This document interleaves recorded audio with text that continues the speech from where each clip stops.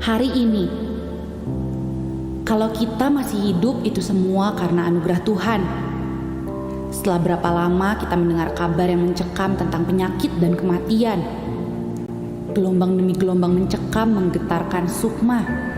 Penyakit merajalela memisahkan manusia dengan sesama. Anak dan orang tua, tetangga bahkan datang ke gereja dengan penuh curiga. Hari ini kalau kita masih hidup itu semua Tuhan punya rencana. Kalau kita masih bisa bernafas dengan leluasa, pasti ada rencana dari sorga.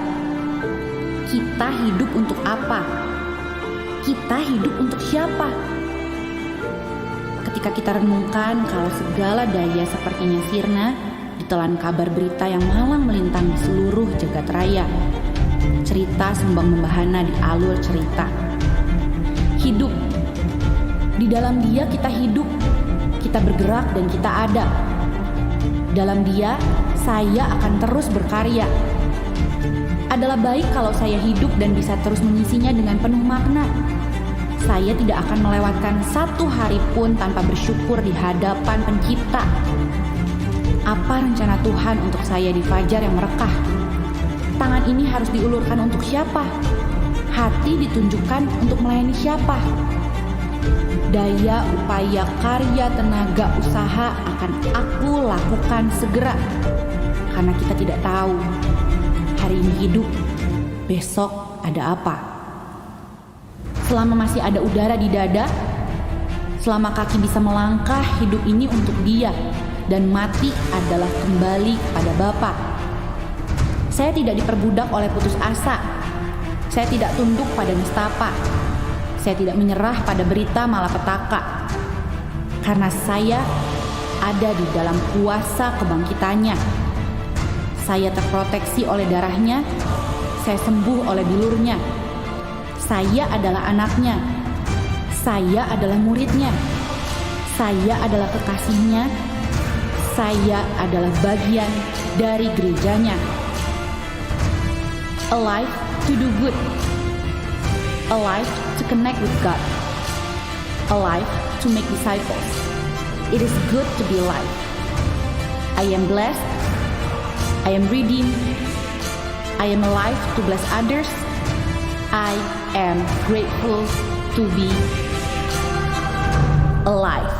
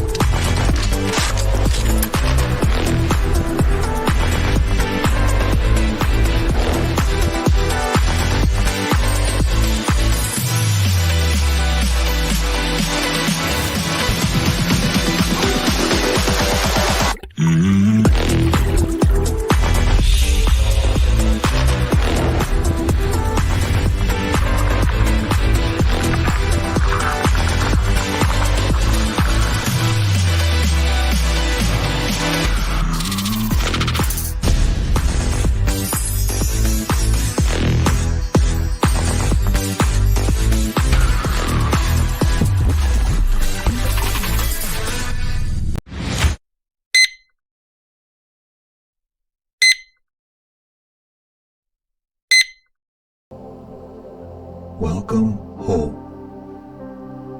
Shalom saudara yang dikasihi Tuhan Yesus. Dimanapun saudara berada, mari kita siapkan hati kita untuk memuji, menyembah dan memuliakan nama Tuhan. Kami ingin lebih lagi melekat di hati-Mu ya Tuhan Yesus. Terima kasih Tuhan, terima kasih. Berkati ibadah pada pagi hari ini ya Tuhan. Jamah setiap jemaat-Mu yang ada dalam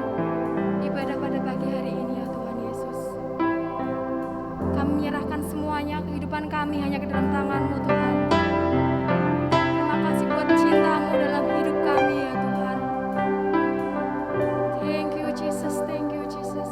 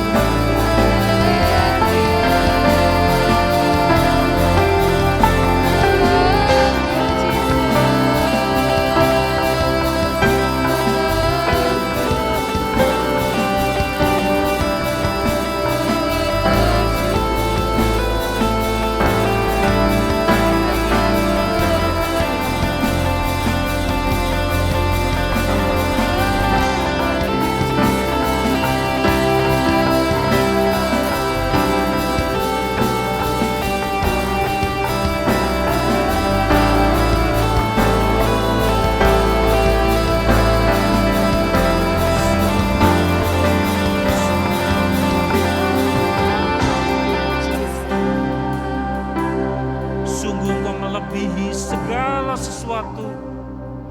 Ampuni anak-anak-Mu Tuhan, apabila silau dan mencari serta mengingini apa yang fana, apa yang sementara.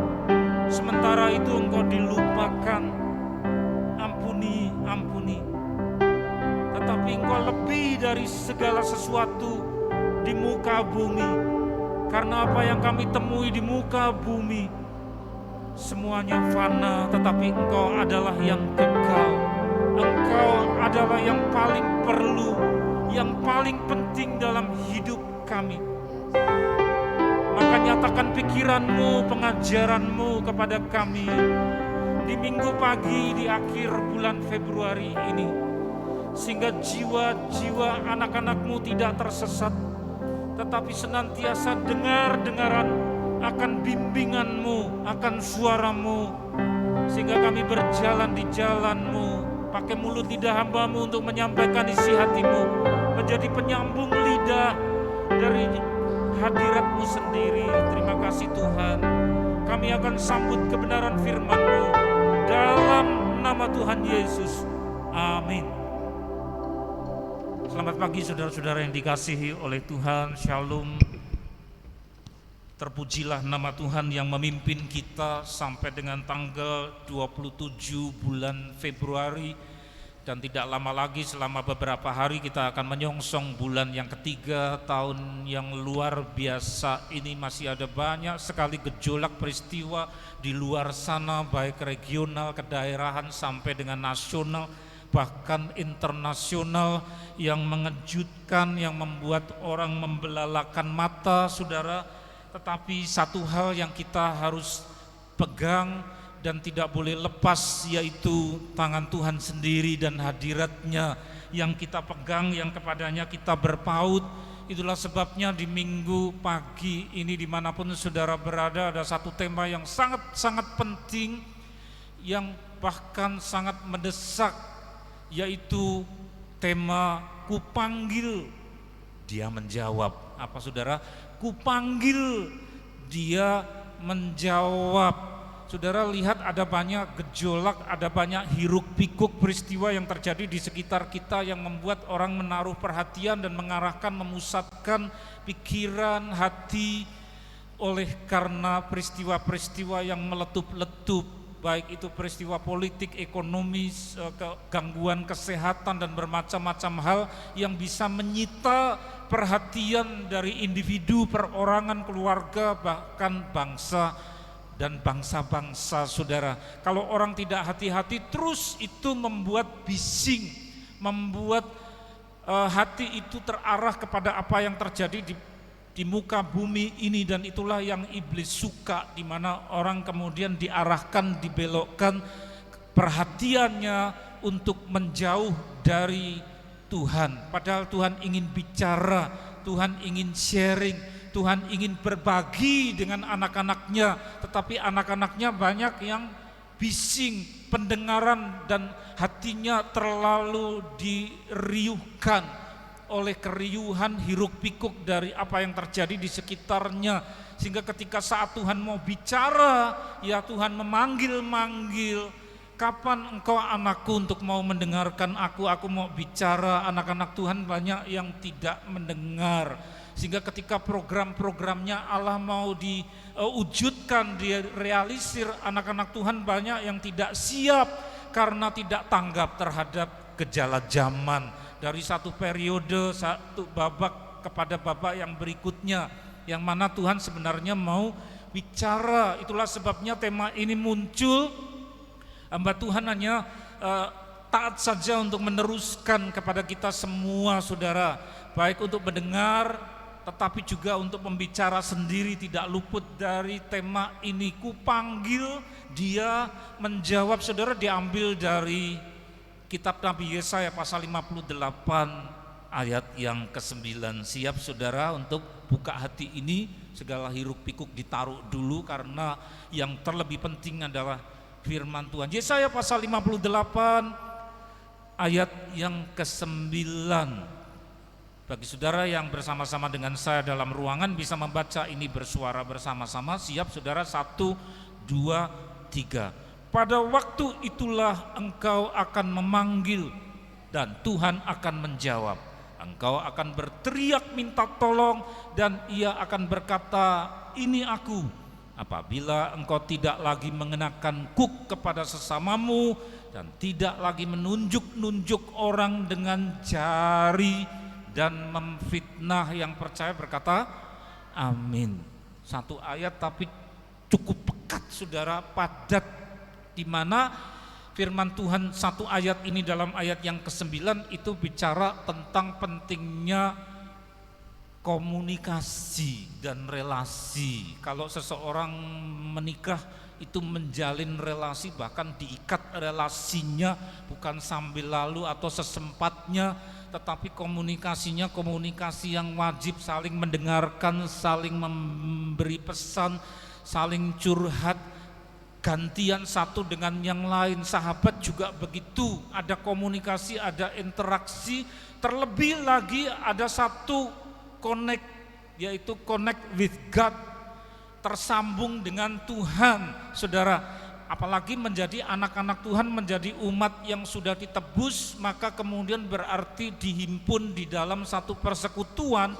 Kalau dalam satu persekutuan Allah bersama dengan kita, berarti dipelihara wajib yang namanya connect with God itu, yaitu nyambung dengan Tuhan terus menerus. Beliau mau bicara apa, kita siap sedia. Oh Tuhan mau bicara, lalu kita berdiam diri seperti Maria yang duduk di kaki Tuhan Yesus mendengarkan, sehingga kemudian segala persoalan, segala beban pribadi ini ditaruh dulu karena tidak lebih penting daripada apa yang Tuhan mau katakan. Tapi sebaliknya, saat kita tidak tahan bertemu dengan sesuatu yang membuat kita takut, yang membuat kita panik lalu berseru minta tolong Tuhan Yesus, ya, beliau juga kemudian standby, siap untuk menjawab dan mengulurkan tangannya, ini aku ada di sisimu. Saudara, gantian. Ada saatnya Tuhan bicara, kita mendengarkan dan memperhatikan Dia, tapi juga ada saat di mana kita yang berseru kepadanya, lalu Tuhan menjawab. Pada ayat yang ke-9, saudara, siapa yang berseru, siapa yang ingin meletupkan perasaannya, itu pihak kita. Ya, pada waktu itulah engkau akan memanggil. Kalau seseorang sedang berdoa, itu memanggil Tuhan, bicara kepada Tuhan. Ya, saat engkau memanggil dan Tuhan akan menjawab. Saudara, satu relasi yang indah di mana Tuhan menjawab, bukan memalingkan muka, tetapi Dia merespons, Dia menanggapi dengan adanya jawaban. Tergantung yang kita kemukakan itu apa, saudara. Ya, Tuhan menjawab karena Dia menanggapi. Ada yang jawaban diberikan dengan cepat, tapi juga ada jawaban di mana kita harus menunggu, dan jawaban itu harus sesuai dengan ketentuan Tuhan yang namanya waktu Allah. Ada jawaban seketika melalui peristiwa-peristiwa, tetapi juga ada jawaban yang melalui mimpi. Ada juga jawaban yang melalui kita mendengar suara Tuhan bukan lewat telinga, tapi di dalam hati saudara kuat sekali, di mana Tuhan berkata-kata dan saudara tahu sungguh, oh ini jawaban Tuhan. Bermacam-macam, ya, bisa lewat mimpi, bisa lewat jawaban lewat orang lain yang datang, bisa lewat peristiwa, tapi juga bisa melalui cara-cara di mana kita mendengar langsung. Ada bermacam-macam jawaban dari Tuhan itu. Terus saudara, dalam situasi-situasi yang mendesak, emergensi, situasi yang mungkin dalam bahaya, di bawahnya engkau akan berteriak. Mungkin saudara diancam rampok atau ada kebakaran, jiwa saudara dan keluarga terancam, atau karena sakit. Beberapa orang mengalami sakit, bahkan beberapa jenis sakit itu berbahaya, mengancam jiwa. Maka anak-anak Tuhan berteriak, ya, berseru, bahkan menjerit, Tuhan Yesus tolong, ya, itu berteriak minta tolong. Kemudian apa? Dan ia Allah akan berkata, ini aku. Langsung Tuhan kemudian merespons, menjawab. Bahagia bukan saudara punya Allah di mana kita connect with Him, nyambung dengan Dia, Dia dengan kita, ada pergaulan. Kita belum berada di surga, tetapi di bumi di mana masih ada banyak keperluan konsultasi. Kalau seperti ini jalan buntu, gimana Tuhan? Masalah jodoh, ini jodohku atau bukan? Masalah pekerjaan, ini saya ambil yang ini atau yang itu. Semua butuh konsultasi, bukan ditangani sendiri. Di situ saudara yang dikasih oleh Tuhan, jawaban-jawaban Tuhan kita nanti. Bagaimana Tuhan mau menjawab kalau tidak punya koneksi, tidak punya pergaulan? Jadi penting sekali yang disebut relasi, ikatan-ikatan pergaulan, di mana nyambung kita dengan dia. Kita berkata-kata, kita berseru, dia menjawab. Tetapi saudara yang merah-merah, saya tertarik untuk memberi warna merah, ternyata itu semua mengandung prosedur, ada protokolnya, ada prosedurnya, ada tata caranya, ada syaratnya. Ya, Tuhan menjawab itu bukan murahan, ya, tapi di bagian bawah saya sampai tertarik memberi warna merah karena ada syarat. Awas, ya, kapan Tuhan menjawab? Apabila engkau tidak lagi mengenakan apa? Kuk itu apa? Itu kalau sapi sepasang, sekarang sudah jarang untuk menarik gerobak. Biasanya sepasang sapi, 2 ekor sapi, lalu supaya mereka tidak lari sendiri-sendiri dipasangi balok. Balok itu diikatkan pada sapi, ditambah dengan tali, itu namanya kuk. Semacam balok atau semacam kayu untuk mengikat yang harus bekerja itu untuk diperhamba, saudara. Nah, kalau itu bukan sapi tapi orang, saudara, dan kita tega kepada sesama, suka menjajah, memperhamba, memperbudak. Zaman sekarang masih ada orang memperbudak, pakai jeruji, pakai macam-macam kerja paksa, bukan hanya pada zaman Indonesia dijajah Belanda, saudara, tetapi juga masih ada penjajahan-penjajahan. Itu mengenakan kuk. Saudara, kapan Tuhan mau jawab anak-anaknya, orang-orang Kristen, apabila si orang Kristen ini tidak mengenakan kuk, tidak menjajah, tidak menindas sesamanya? Jangan memperbudak. Kalau kita memperbudak orang lain, doa-doa kita tidak dijawab sama Tuhan. Tuhan tidak sudi dan memalingkan muka. Ngapain saya mau jawab doamu? Karena engkau penindas, engkau penjajah. Begitu saudara, itu maksudnya. Ya.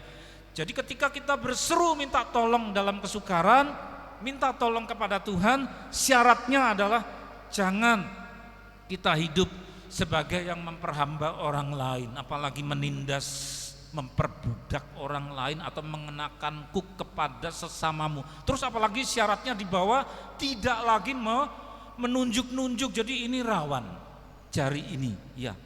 Jangan sembarangan menggunakan jari, apalagi ke arah muka orang, dan isinya yang disampaikan melalui jari itu adalah fitnah. Kalau sesuatu yang belum tentu kita tidak tahu, hati-hati saudara. Ketika orang sudah jadi kebiasaan nunjuk ini nunjuk itu untuk menutupi kesalahan sendiri, saudara, maka doa-doa kita tidak didengarkan oleh Tuhan. Tuhan mau mengabaikan anak-anaknya yang jahat itu, yang suka menunjuk-nunjuk pakai jari. Ya, inilah sebabnya kenapa di minggu pagi ini Tuhan minta anak-anaknya yang kasar supaya bertobat. Lebih banyak menunjuk kepada dirinya sendiri, koreksi, daripada menunjuk-nunjuk kesalahan orang lain. Apalagi kesalahan yang ditunjuk itu adalah keliru, tidak sejahat seperti yang kita kira, saudara. Akibatnya doa-doa kita ditolak. Terus kita lihat bagian berikutnya, saudara. Ya, Yesaya pasal 50 ayat yang ke-2a. Mengapa ketika aku datang tidak ada orang? Gantian, saudara. Kalau tadi apa? Kita berseru-seru kepadanya, Tuhan jawab. Kita butuh melalui doa, ya. Tapi ada saatnya Tuhan yang mau omong-omong dengan kita, terus nengok, mana ini kok tidak ada orang? Mengapa ketika aku datang, Tuhan datang, tidak ada orang? Ketika aku memanggil, tidak ada yang menjawab. Saudara, Tuhan itu kapan mau bicara dengan kita? Tiap hari. Kapan Tuhan mau bicara dengan kita? Tiap hari. Lewat apa? Lewat firman-Nya. Maka tiap hari kita butuh cari firman untuk mencari Tuhan bicara apa kepada saya. Tiap hari saudara. Tapi Tuhan sering kecewa melihat anak-anaknya sibuk sendiri dengan urusannya di muka bumi dan beranggapan bahwa ini penting. Sehingga kemudian Tuhan mau sharing, mau berbagi, mau curhat, tapi anak-anaknya, para tebusannya itu saudara pada berpaling. Ada firman tidak respons, tidak menanggapi, ya. Ketika aku panggil tidak ada yang menjawab, saudara. Lalu Tuhan geleng-geleng kepala dan sedih. Ya, mungkinkah tanganku terlalu pendek untuk membebaskan, atau tidak adakah kekuatan padaku untuk melepaskan? Itu kata Tuhan yang menggunakan kalimat tanya yang jawabannya tidak. Ya, mungkinkah tanganku terlalu pendek? Jawabannya tidak. Untuk membebaskan atau tidak adakah kekuatan padaku untuk melepaskan? Memangnya saya tidak kuat toh untuk melepaskan engkau. Kenapa ketika aku datang mau bermurah hati ada stok lo banyak sekali dari kekuatanku, ya, ada berkat banyak lo buat engkau yang berasal dari kekuatanku. Ketika dia datang orang-orang sibuk sendiri. Lah kenapa engkau tidak butuh aku ketika aku mau bicara dan mau bagi hadiah? Maka dia prihatin, apakah tanganku terlalu pendek untuk membagi? Lah orangnya tidak siap sih saudara, sibuk sendiri, tidak ada waktu, ya. Ketika aku panggil sini Luna, sampai Tuhan Yesus ketika turun ke Yerusalem mau masuk ke kota itu, lalu dia menangis dan berkata-kata seperti induk ayam yang mengumpulkan anak-anaknya, tapi engkau tidak mau dihimpun. Ayo sini berhimpun, berkumpul, bersekutu, tapi orang tidak mau, saudara. Sibuk sendiri. Lihat berikutnya lagi. Jadi kalau kita berseru-seru kepada dia, orang Kristen rajin berdoa, belum tentu dia benar. Rajin berdoa belum tentu dia benar, karena berdoa itu mengemukakan dari dirinya kepada Tuhan. Terus engkau yang jadi pendengar ya Tuhan, aku yang bicara. Terus saja Tuhan yang suruh jadi pendengar, itu orang-orang yang berdoa. Tapi giliran Tuhan mau bicara, dia tidak peduli sama firman, saudara. Sehingga orang namanya orang Kristen egois, rajin berdoa, mengemukakan terus kepada Tuhan, tapi Tuhan gilirannya bicara sama dia tidak mau dengar, tidak mau baca, tidak mau menanggapi. Kristen egois, saudara. Yesaya 65 ayat 12, aku akan menentukan kamu bagi pedang. Lu ada saatnya keras lu saudara. Jangan dikira bahwa hentakan pedang itu cuma diberikan kepada kriminal, tukang rampok, begal, ya. Oh tidak semuanya sasarannya ketika Tuhan izinkan anak-anaknya mengalami itu. Aku menentukan kamu bagi pedang, kamu sekalian akan menekuk lutut, artinya berlutut untuk dibantai. Itu Tuhan marah saudara. Oleh karena apa? Ketika aku memanggil, kamu tidak jawab. Jawaban satu kata aja enggak, mau wegah ya, malas, enggak penting. Yang namanya Tuhan bicara, ini orangnya nganggap enggak penting, ya, diabaikan. Maka Tuhan menentukan amarah, saya berseru-seru kepadamu, engkau enggak pernah respons. Maka ya sudah, saya relakan kau kepada teror. Maka pedang itu adalah wakil dari sekian banyak bentuk teror kepada orang-orang Kristen, saudara. Karena ketika aku panggil kamu tidak jawab, ketika aku bicara kamu tidak mendengar, tidur saja kalau ada firman. Ngeri ya. Tetapi kamu melakukan apa yang jahat di mataku, bahkan ditambah-tambahi, bukan hanya mengabaikan. Tuhan bicara dia tidak mau peduli ya. Lewat bacaan, lewat pendeta, lewat Facebook yang dia baca langsung dilewati, lewat Instagram, lewat apa, tidak penting ya, urusanku banyak. Tuhan marah ya, biar diumpankan ke teror. Kamu juga jahat di mataku, lebih menyukai apa yang tidak berkenan kepadaku, lebih menjadi pusat perhatian daripada mendengarkan Tuhan. Saudara, tanggal 27 Februari inilah yang Tuhan serukan. Seberapa banyak kita menanggapi ketika Tuhan bicara kepada kita. Seberapa banyak kita duduk diam ya dan buka hati lebar-lebar ketika Dia ketuk pintu dan mau masuk sharing, saudara, berbagi dengan kita. Maka ketika kita jujur dan berkata, saya sering sibuk sendiri, Tuhan tidak mendengar Engkau, ampuni saya, itu orang jujur. Tapi besok kita tidak tahu apa yang bakal terjadi, saudara. Kita masih diberi waktu. Besok tanggal 28 Februari. Ada banyak firman, ada banyak sarana di mana Tuhan mau bicara. Ya, ketika orang menjawab, dia berkata amin. Ketika seseorang menjawab, dia akan berdoa. Tuhan, ini firman dari Engkau, tapi sukar saya melakukannya, tolong saya Roh Kudus. Itu sudah menjawab, sudah sangat bagus. Yaitu dengan mengakui, ini sukar Tuhan saya kalau mau taat kepada apa yang Engkau katakan kepadaku. Tapi tolong saya oleh Roh Kudus. Oh, sudah bagus, saudara, karena kan sudah merespons, menjawab. Nah, kalau tidak, maka segala sesuatu yang jahat itu akan mengisi keinginan-keinginan kita, sehingga kita bising dengan riuh, rendah, dengan bermacam-macam gegap gempita yang didengungkan iblis melalui pengeras suara dunia itu. Ya. Terus berikutnya, saudara yang dikasihi Tuhan, di Rusia pernah para ahli itu menggali tanah untuk mau tahu, research, mengadakan research apa ya para geolog ini yang ada di dalam bumi, lalu dibor di wilayah Siberia, sampai kemudian fantastis sekali 9 km di bawah tanah dibor, bawahnya tuh ada apa? Bumi. Terus dipasangi mikrofon yang tahan panas, kok panas sekali di dalam.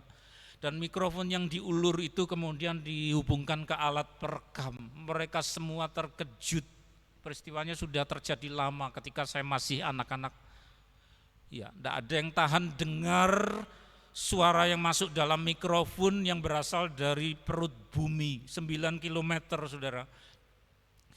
Suara-suara seperti jutaan orang yang menjerit-jerit karena kesakitan yang luar biasa. Cepat dimatikan mikrofon, diambil, lalu mandornya memberi instruksi tutup itu, lubang itu yang dalam, terus digembok, ditinggal. Para pekerja yang mendengarkan suara-suara yang menyayat hati pilu itu, saudara, semua kena gangguan jiwa dan semua berobat, diberi obat dan dirawat oleh dokter jiwa. Itu saja baru mendengar suara yang berasal dari dalam bumi, orang-orang yang disiksa di dalam tempat panas karena pusat bumi ini sangat panas. Ya. Dan kemudian yang mengerti tentang Injil, tentang Alkitab, kemudian tahu bahwa itulah suara dari roh-roh orang meninggal atau arwah-arwah, bukan masuk ke surga tetapi roh-roh orang mati yang kemudian tidak bisa keluar dari sana. Bukan hanya kesakitan luar biasa, tetapi hal yang lebih menyakitkan adalah mereka semua tahu bahwa, tahu apa? Tahu bahwa tidak mungkin keluar, jadi tidak ada habis-habisnya, terus menerus. Dan pengetahuan, kesadaran bahwa tidak bisa keluar itulah yang menyebabkan kesedihan dan frustrasi yang tidak ada tarannya. Nah, semula itu terjadi di Siberia. Orang masih meragukan, jangan-jangan cuma kebetulan. Ternyata wilayah lain yang melakukan itu juga sama, saudara. Bahkan kemudian di negara kita. Ada satu kampung yang tidak disebut namanya, orang-orang di kampung itu di daerah lereng gunung. Bapak-bapak terutama, bukan malam-malam, tetapi pagi hari. Mendengar suara yang mengerikan sekali, orang minta tolong, tapi kadang terdengar, kadang tidak, dicari. Pemuka RT keluar semua mencari, ternyata asalnya dari pekuburan. Dan ketika sampai ke pekuburan, mereka bawa handphone, kemudian direkam suara yang sangat menyayat sekali yang tidak bisa diidentifikasi sebelah mana, sebelah mana itu tidak bisa ditemukan.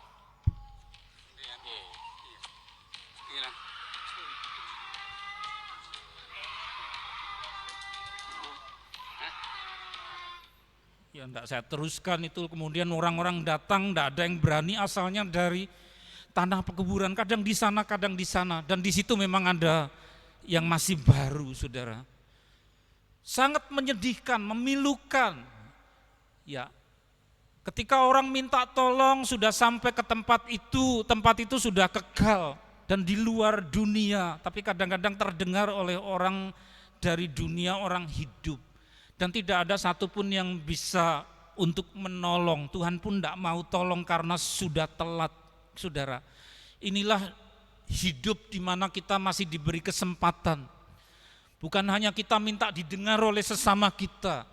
Kita minta didengar oleh Tuhan dengan doa-doa kita. Ketika kita minta tolong, Tuhan mau jawab. Tapi lihat, ada saatnya Tuhan mau bicara, kita juga mau mendengarkan Dia, membaca firman-Nya. Kalau hati ini tertutup, lalu Tuhan balas, ya akan sampai kepada saatnya di mana diserahkan kepada teror. Tadi disebutkan ada pedang, kemudian ada teror bermacam-macam dan orang cenderung menjadi jahat kalau hatinya itu kosong dari firman, tidak ada respons. Dan kalau sudah sampai kepada saat menjadi arwah, menjadi roh, orang meninggal, kadang-kadang kedengaran oleh orang yang hidup di tanah pekuburan, mengerikan, tidak ada yang bisa tolong. Kalau saudara dijamah oleh firman ini, tutup mata saudara, saya akan berdoa untuk kita semua. Bapa dalam surga, ampuni anak-anak-Mu karena masih banyak yang lebih tekun untuk mendengarkan suara dunia dan suara hatinya sendiri. Tetapi ketika Engkau mau bicara, banyak yang mengabaikan. Padahal kami sering berdoa meminta tolong kepada-Mu dan Engkau mendengarkan kami. Ampuni anak-anak-Mu Tuhan, ampuni. Oh, ampuni anak-anak-Mu. Karena ketika sudah sampai tiba saatnya Engkau berkata selesai. Dan roh ini meninggalkan tubuh, dan tubuh dikuburkan. Dan ketika masuk ke dalam kebinasaan, tidak ada orang yang mau mendengarkan dan mau menolong. Karena Engkau pun sudah tidak mau menolong. Ketika sudah terlambat ke dalam liang lahat dan kematian, Bapa sayangi anak-anak-Mu, siapapun juga yang terus mencari Engkau, mencari akan hadirat-Mu, tekun mencari Engkau. Kasihi Tuhan, kasihi, beri dispensasi. Ampuni. Dalam nama Tuhan Yesus, dalam nama Tuhan Yesus, dalam nama Tuhan Yesus. Dan sejak hari ini kami akan terus tekun, setiap hari dengar-dengaran akan Engkau, melalui firman yang dibagi, melalui siapapun yang Tuhan pakai untuk bicara kepada kami, atau melalui tulisan apapun yang Tuhan utus untuk sampai kepada kami, dan kami merespons Engkau dan tidak menganggap Engkau sebagai patung. Silahkan Tuhan, silahkan. Dunia semakin tidak menentu, ada banyak kebenaran yang semula tersembunyi dan itu semakin terkuak, semakin disingkapkan kebenaran-kebenaran dalam Alkitab. Dan satu kebenaran yang paling mulia adalah hadirat-Mu. Hidup kami bergantung kepada Engkau.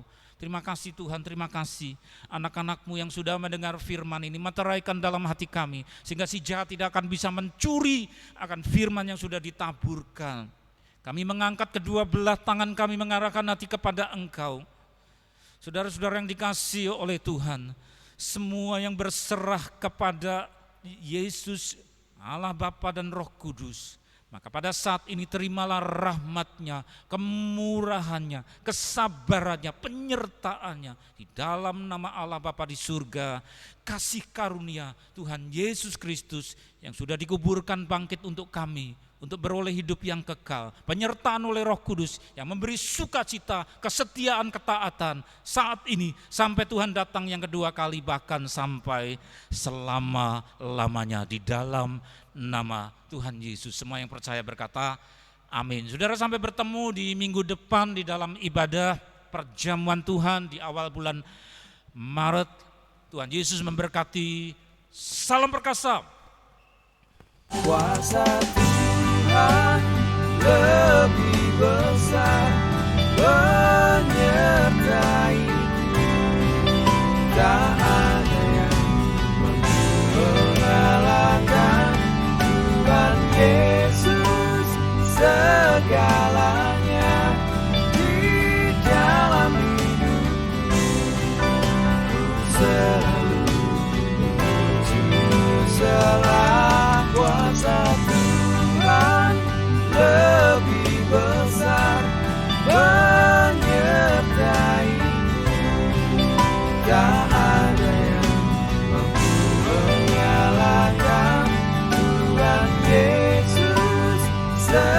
segala